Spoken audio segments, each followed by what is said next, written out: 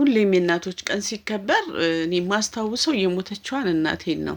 የኔን እናት መሆን አይደለም የማስታውሰው። እና አንዳንድ ሰዎች በቃ እርሺው አንቺ እናት ሆነሻል ልጆች አሉሽ የሚሉኝ ሰዎች አሉ። አዎ ልክ ናችሁ። ግን አይረሳም። በቃ የእናት ሞት መቼም አይረሳም። እንዲህ እንደ ቀላል እንደ መዋዛ የምናወራውና እንዲህ ምንለው አይደለም። እያንዳንዷ ቀን ፔን አላት። እንደውም የልጆች እናት ስትሆኑ ይብሳል የእናት ማጣትና እኔ የእናቴ ሁል ጊዜ የሚጸጽተኝ ነገር ሁል ጊዜ የምጸጸትበት ነገር አንድ ነገር ምንድነው? እናቴ ስትሞት ሄዳ ወጥታ ቻው ብላን ሄዳ እና መጣው ቡና ቀራርበሽ ጠብቂኝ ብላኝ ሄዳ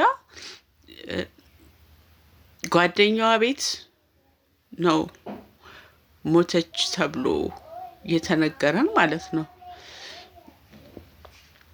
ማታ ላይ ቀኑም ሐሙስ ነው አስታውሳለሁ። ቡና ቀራርቤ ያለውና ታናሽ እህቴ ሸኝታት ነው የመጣችው። ታክሲ አስይዛት መታለች።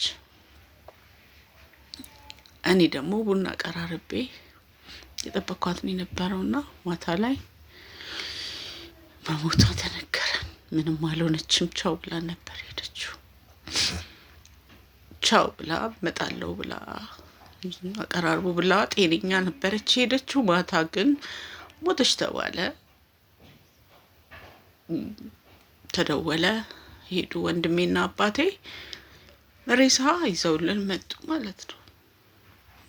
ይሄ ራሱ ከሞት በላይ ሁሌ ይጸጽተኛል ማለት ነው። ሁሌ ይጸጽተኛል።